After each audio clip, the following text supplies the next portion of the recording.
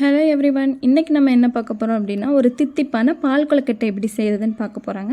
இது ஒரு 15 மினிட்ஸில் நம்மளுக்கு ஒர்க் முடிஞ்சிருங்க. இதுக்கு நான் பச்சரிசி 2 டம்ளர் எடுத்திருக்கேன். கொஞ்சம் சிகப்பரிசி இதில் மிக்ஸ் ஆகிருக்கிறதுனால கொஞ்சம் கலர் சேஞ்சாக இருக்குங்க. 1 பிஞ்ச் ஆஃப் சால்ட் போட்டுக்கோங்க. அதில் நம்மளுக்கு தேவையான அளவு தண்ணி ஊற்றி சப்பாத்தி மாவு அளவுக்கு நம்ம பிசைஞ்சு எடுத்துக்கிறோங்க. கொஞ்சம் கொஞ்சமாக தண்ணி ஊற்றி சப்பாத்தி மாவு அளவுக்கு பிசைஞ்சு எடுத்துக்கிறோம். இதை நம்ம வேணுங்கிற ஷேப்புக்கு நம்ம திரட்டி எடுத்துக்கிறோம். நான் நீல ஷேப்லேயும் ரவுண்ட் ஷேப்லேயும் திரட்டி எடுத்துருக்கேங்க. இந்த கொழுக்கட்டையவே இந்த முறுக்கு புளிகிற அச்சு இருக்குது இல்லையா, அதில் நம்ம புளிஞ்சு நம்ம பாயில் பண்ணி எடுத்தோம் அப்படின்னா இன்னும் சீக்கிரமே நம்மளுக்கு ஒர்க் முடிஞ்சிருங்க. இப்போ கொழுக்கட்டை பாயில் ஆகிறதுக்குள்ளே நம்ம தேங்காய் பால் ரெடி பண்ணி வச்சிடலாங்க. நான் அரை முடி தேங்காய் எடுத்துருக்கிறேன். அதுலேயே 2 ஏலக்காய் போட்டு நல்லா தண்ணி ஊற்றி அரைச்சிக்கலாம்.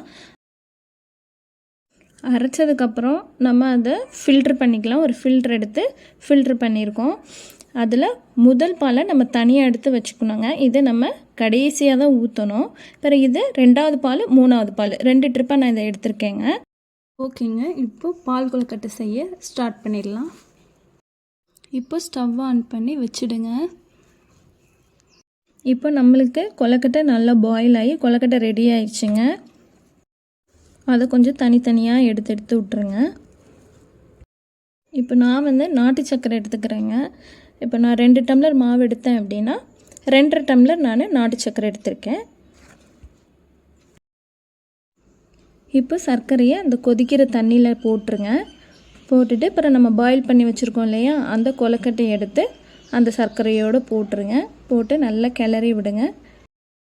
இப்போ ஒரு பவுலில் 2 டேபிள் ஸ்பூன் பச்சரிசி மாவு எடுத்து அதில் கொஞ்சமாக தண்ணி ஊற்றி இந்த மாதிரி கொஞ்சம் லிக்யூடாக கலந்துக்கோங்க. அதை அந்த கொதிக்குது இல்லையா அந்த கொழுக்கட்டையில் ஊற்றுங்க. இது எதுக்குன்னா கொழுக்கட்டை நம்மளுக்கு கொஞ்சம் க்ரீமி கன்சிஸ்டன்சி கிடைக்கிறதுக்காக. கொஞ்சம் இது டேஸ்ட்டாக இருக்கும், கொஞ்சம் க்ரீமியாக இருக்கிறதுனால நல்லாயிருக்கும். ரொம்ப தண்ணியாக நம்ம குடிக்க முடியாது இல்லையா, இந்த க்ரீமி கன்சிஸ்டன்சி வர்றதுக்காக அந்த மாவு நம்ம ஊற்றுறோம்.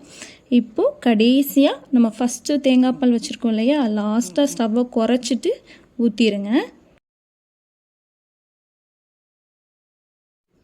ஊற்றிட்டு கொதிக்க விட்றாதீங்க.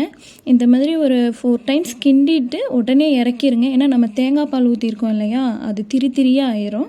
அவ்வளோதான், நம்மளுக்கு தித்திப்பான பால் கொழுக்கட்டை ரெடி.